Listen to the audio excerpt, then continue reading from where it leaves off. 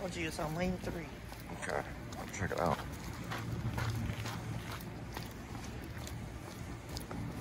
I usually don't start this way because I can't see who's behind me. That's why I go.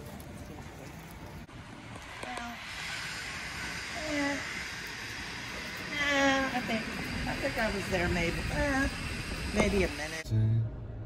A.D.W.C boxers. Oh, they're there. What is that? American Kennel. Oh, okay. What does that mean? American Kennel Certified. It's like 84 degrees outside. Even the non-graduation person knows that. I could be wrong. Well, they do that 100-degree weather. There's gonna be issues. Well, everybody's smart now. Well, I guess a dog would have to be in 100 degrees weather, though, wouldn't it? Sorry, I want to go look real quick. So hang on for a minute. It's yellow. What do you think it would be? It looks almost like Hawaii.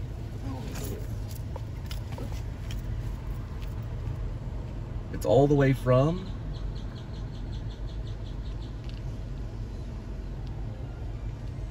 You don't know? It's covered. Yeah. You get a ticket for that. Well, no, because of the design, the license plate design. No. You can tell. No, they put that on there. It's called an up-secured license plate. It happened to us. Yeah. And we got the car from the dealership. And the damn... Oh, they could figure it out. That day...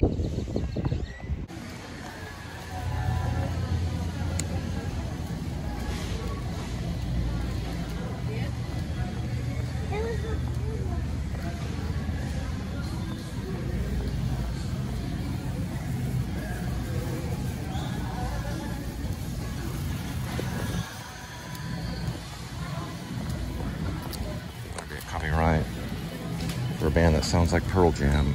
Who is this? Pearl Jam? Who is this? We just heard Pearl Jam. Scott Weiland from Stone Temple Pilots. Yeah, STP, yeah. They played at Walmart. Scott Weiland. Hey. STP. What's happened to the world? Hold on real quick. They used to play Paul Simon at Walmart. Quick question. Scott Weiland is the worst drug addict in the history of nation other than Jim Morrison. I don't know. It could be food. Supplements. But then again. No, if it has calories, it does. Check the calorie. No, because no, it cannot have calories. It can be calorie free. Yeah, it should. I think pretty much everything. We don't want to hold up. We could try out, but I don't really like gum that much. Yeah, I got you. Although this Waba, what is this? It's not Waba. What is this? Hubba Yubba. I thought it was a W. It's a Hubba Bubba mini gum. They're Skittles. It's $8.34. That's too much. It's this parasol is what you can use right here. It's advanced. There's even $5.44 right here. It's gonna be the cheapest in town. It's a pretty good one. Okay, sure. Yeah, it's right here. $5.44. Well, we've done it before. That's what we use, is Purcell. That's $7. No, that's got $67, which is great value. It's cheap, yeah. I saw the HX for $1.98 the other day. Right, you're looking at way cheaper. This is a better deal. You don't have to use a lot of it either. It's pretty good stuff. It's intense, fresh, it's everyday clean. My opinion. All right, this stuff is very cheap and it works well. Perfect. That'll work. That's perfect. We gotta go.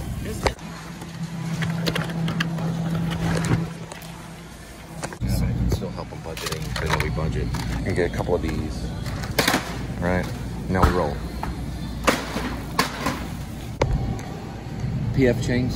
Shit, while we're at it, why don't we get egg rolls? Well, then grab egg rolls. We've got to go. Ooh, not for that price.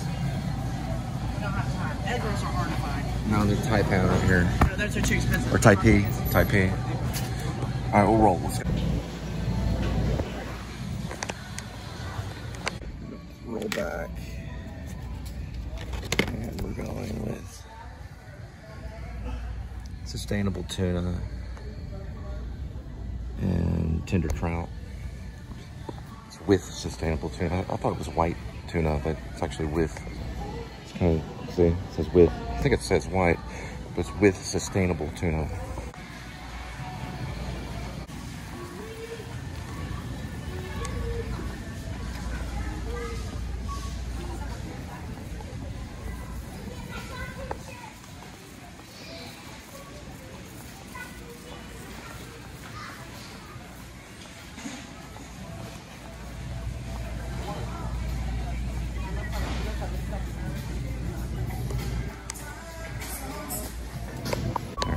Saturday. I did delete one vlog because I just needed to get some sleep. So I turned it into a 3-minute vlog, but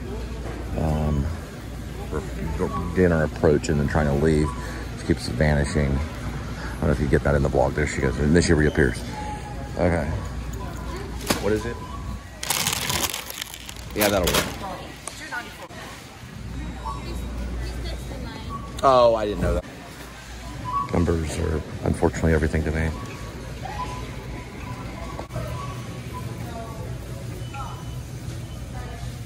Okay. And we're gonna snap. Oh yeah, we snapped.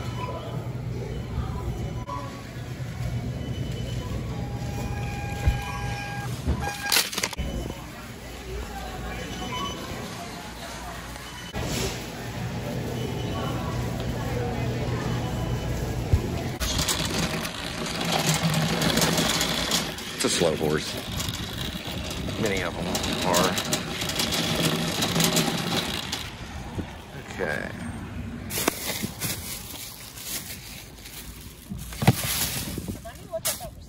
We're gonna get to the receipt.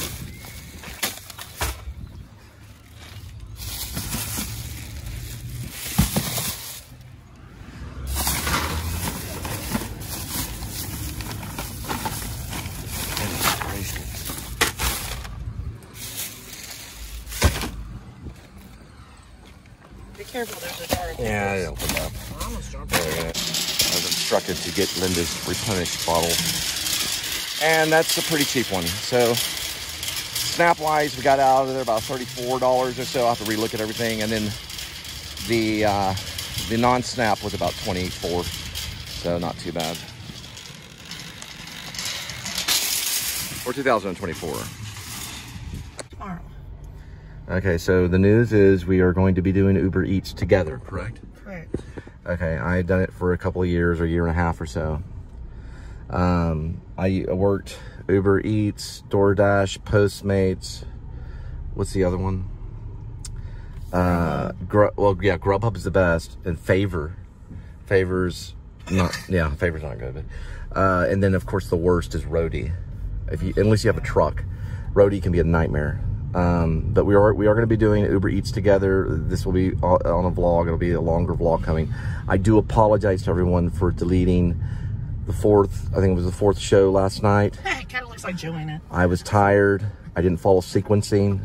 That show's lost. It turned into a 3-minute show.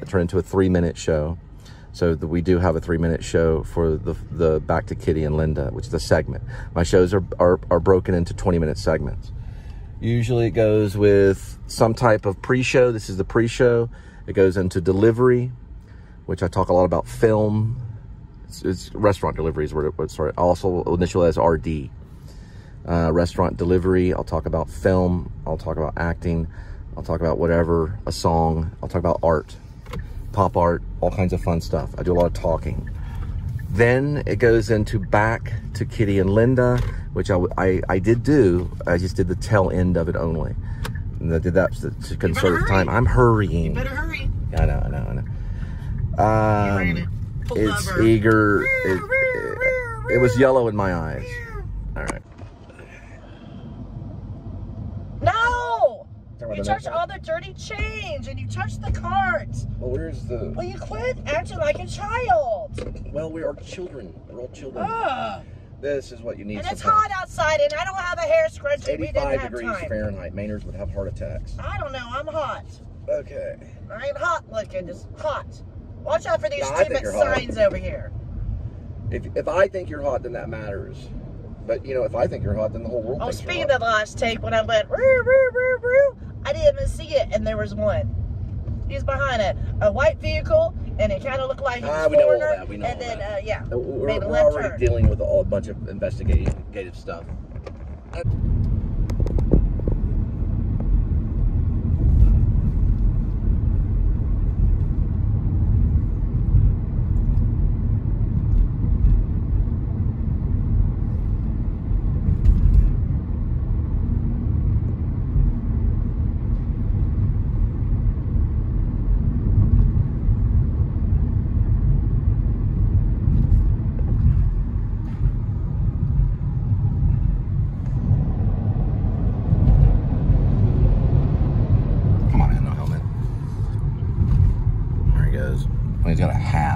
counts halfway as a helmet.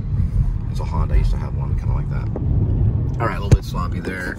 We got 85 degrees Fahrenheit.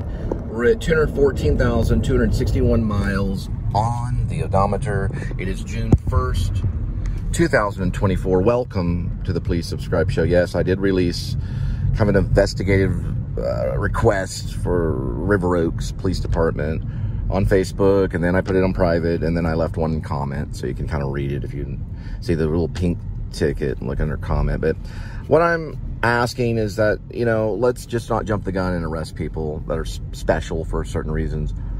But I'm going to skip that and go into Aaron Sorkin. Why talk about Aaron Sorkin? Well, why not? He's kind of funny. But he also wrote a very dramatic courtroom drama that's brilliant called A Few Good Men, with Tom Cruise giving an award-winning performance. He should have an Oscar for it. And of course, hey, Jack Nicholson blowing people away. He was nominated for that. Remember, you can't handle the truth, right? The words of Aaron Sorkin. So he wrote that. He also wrote Social Network, which was about some guy named Mark Zuckerberg, who's like $170 billion net worth. Aaron Sorkin, I would have to say, probably is one of our most important writers. He's also a playwright. So in playwriting, you learn things like Stickmithia. Sorry about that. I'm a little rusty on my theater history. Stickmithia is like who, you, what, who do, you do what? Remind me of the Babe. I saw my baby crying hard as babe. It's a musical little number, like a drumming in dialogue, which I'm sure Aaron Sorkin, if you say, hey, Aaron Sorkin. I only learned about him from, I'm not going to say who I learned about him from, but it was from a private source. I'll just put it that way. Aaron Sorkin is a playwright that knows about Stickmithia. He doesn't use a lot of it, but he does use realistic dialogue in a crafty way. Like, you can't handle the truth. I want the truth. He waits for the timing. He listens to it like music, and it all comes out. And people will do that. They're like, wait, this is music. They don't say it in their mind. They're saying, this is a good movie. What is this? It's based on a play. Really? It must be poetic. No, not really. It actually sounds real. It's Aaron Sorkin. He's great. Now, someone compared me to Aaron Sorkin in the way that I speak, and I listen to him, and I'm glad that I don't sound exactly like him. He does a lot of, when he's talking. He doesn't do that, but he did punch himself in the nose one time when he was writing, and he called a friend over to help him. Yeah, he punched himself in the nose. This is a true story, or at least he made it up. I don't know. Yeah, he accidentally hit himself in the bathroom. We don't know how he did it. It was accidental, but somehow it led to him assaulting himself while he was writing. Pretty tough writer. Now, why I'm talking about Aaron Sorkin is two reasons. One reason is a friend of mine that was an actor named Michael Newberry. His father owns Circle Theater, or is the creator. I always say owner, but he's like the artistic director of Circle Theater downtown Fort Worth. He did A Few Good Men when I was at Texas Wesleyan. He's a pretty competitive actor. Kind of reminding me of a little Dustin Hoffman. Little guy that very good in musical theater. His name is Michael Newberry. Watch out, because if he gets back in it, he's a pretty tough actor. Anyway, I was kind of in the distance. I did a children's show called North Pole Nightmare. I played Monty the Mountie, and my line went like, I'm a Monty like my daddy, we both look good in red.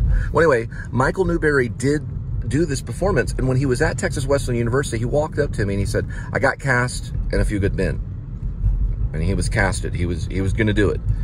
And he was wearing military combat boots. I said, this guy's method. And he walks up to me, he does the full turn 180. I said, how'd you do that? He's like, I'm learning it. It's military stuff. So Aaron Sorkin brought the military in the theater. He also, is he a cop writer? Does he write about cops? He could. Oh, he could. But no, he wrote about the Navy and the Marines. The Navy investigates the Marines. They also investigate all the branches when it comes to crime. The Navy's in charge. Why? Probably because they're one of the oldest. They're one of the oldest military programs, or whatever you want to call it. But they investigate all the branches. Have you ever heard of NCIS? Well, that's what Aaron Sorkin was writing about in A Few Good Men. Check it out. It's a very important play. Jack Nicholson's great performance. Tom Cruise is brilliant. I love Tom Cruise. I'm a Tom Cruise fan. That's why I think the Scientology people are not that bad. I really don't think they're that bad. Aaron Sorkin, got to check him out. He's one of the best.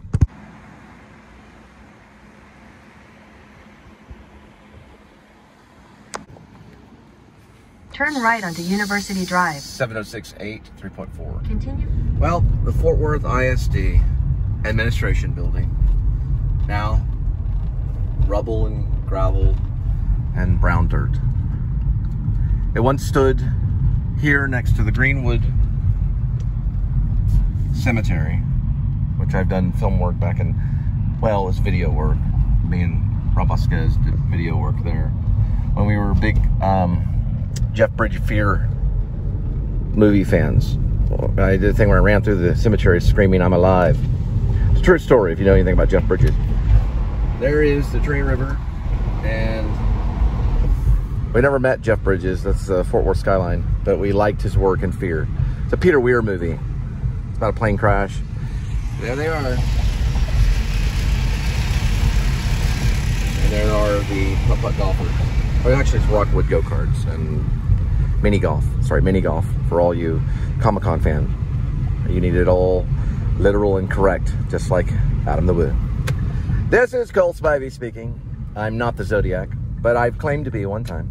But I do like the movie Zodiac by Fincher, if that's legal.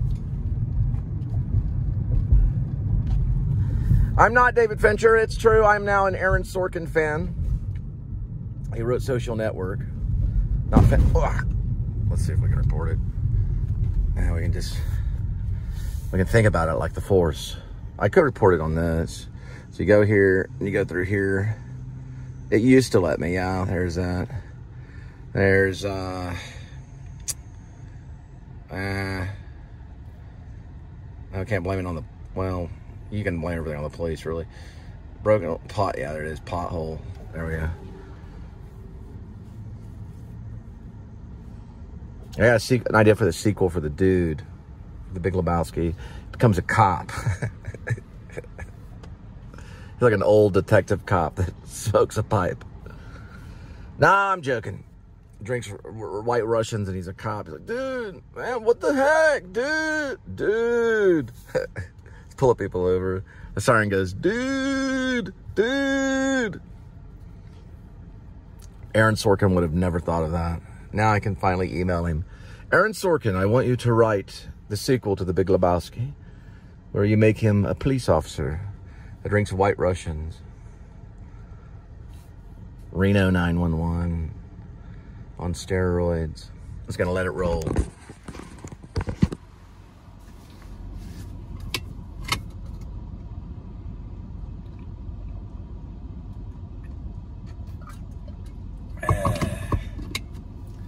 The Big Lebowski. Almost went on that little left screen. Oh, but I didn't. The Big Lebowski. I'm trying to think about A Few Good Men. I like it. I guess I'll put a title in there for A Few Good Men. Well, Aaron Sorkin was writing about men, regardless of the Navy and the Marines and the Code Red, which he probably doesn't know anything about. But regardless, it's a good performance by Tom Cruise. Code Red was a military exercise. It ended up killing a soldier. They weren't supposed to really use it all the time or something. I'll have to go back and rewatch it. I know it's an unfair killing and they try to cover it up with something like they order a plane to come pick him up or something, and then there's mix up. And it's a whole detective thing that you figure out while you're watching the play. It was originally a play. It was done all over the place, especially in the 90s. Then they turned it into a movie with Tom Cruise and Jack Nicholson. And one of the lines were, I've said it before, "You can't handle the truth." Because Tom Cruise, playing the naval lawyer, was a Navy lawyer for kind of like eternal affairs almost. Like how the police have eternal affairs. It's like a Richard Gere movie, but it's also a real thing. The Navy has a NCIS. They have a criminal science division that investigates crime that happens within the branches. Army, Navy, Air Force, Marines, and National Guard. Any branch of the military can be investigated by the Navy that's linked to the military. Probably including the police if they need to. But it depends on if the police get the message. Now, Aaron Sorkin, did he affect the way police operate today? Oh, sure. Did Aaron Sorkin affect how the military operates today? Yes. Is he part of the military? Well, his words are. Are they done on the American theater stage? Yes, they're still done today. Did he write social network? What's a national thing? But was Mark Zuckerberg called before Congress? Yes, he was. Was that a military? Approaching a railroad crossing. Was that a military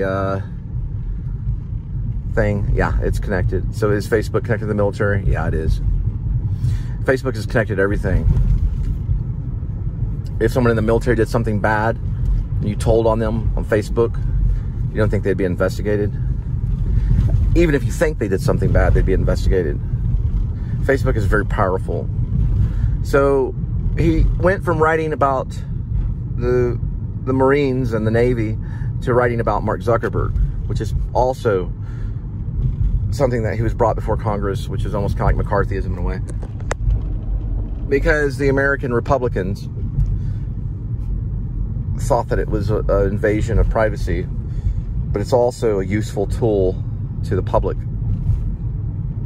Because if something happens, you report B-R-A-T, brat, just like a brat. Like, hey, brat, stop it. The badge number, the rank, the association, where are they from, and the title. What's their full name? Please give the full name, not just the last name or initial. The full name is not on their badge, which it needs to be. Their full name, so they can't hide. Their public information, everything they do is monitored. It should be. We agree with that. The Republicans and the Democrats agree that the police need to monitor everything that they do, every action, everywhere they go. So we no longer have a Daniel Hoytsclaw who's sitting in prison for 260 something years. Because 9 different reports came in through 9 different channels. He was investigated by a female internal affairs investigator. I saw the actual confession, which wasn't really a confession, but everything that he said would be held against him in the court of law. So every word that he would use would be held against him. So when Daniel Hoytsclaw spoke to talk to them about his sexual habits in the morning, in the afternoon, and at night. Morning, afternoon, and night. What? Yes. He talked about his sexual habits in the morning, daily afternoon, and at nighttime. You ever see Joe Orton's Loot? Have you ever seen Joe Orton's play Entertaining Mr. Sloan? What do you say, Gary Oldman? You want to have a wank? Right? What does that mean? Well, Daniel Hoytsclaw talked about that in the confession. That was his confession. He wasn't trying to confess. The lady just wanted to know. Just questions. We're just asking questions. She's like Columbo. I've seen the lady. She's very interesting. And the confession was the fact, why would he confess that? So then, when the ladies came forward and said that he would turn off his equipment, he'd pull the ladies over, get out of his cop car, he'd walk over to the lady, he would arrest the lady, then he would tell the lady that I know that your so-and-so spouse, husband, boyfriend, fiance did this, blah, blah, blah. Now open your mouth.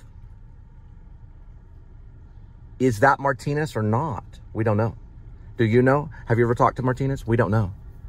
Only, and what are the police not supposed to do? They're not supposed to keep that a secret, or they're not supposed to make it look as it appear. No Christian is supposed to appear that they're having sin. It's bad in the hearts of the church. It's bad in the hearts of the people. Where was Linda for that hour? I don't know. Is it recorded on camera? By law, it's supposed to be. Martinez is in prison. I can guarantee you he's sitting in prison. So that's what happens today when you're a police officer. You're a criminal, and you will remain a criminal until you surrender your badge and your sidearm, and you listen to your commander-in-chief. I gotta drop off a pizza.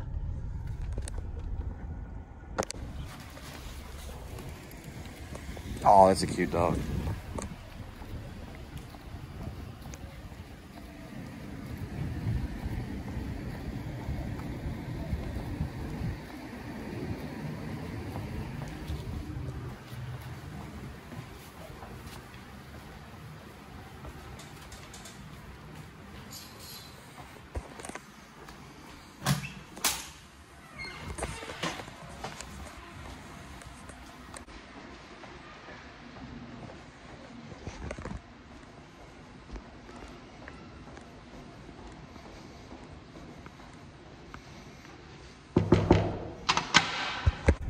721.8 2.9.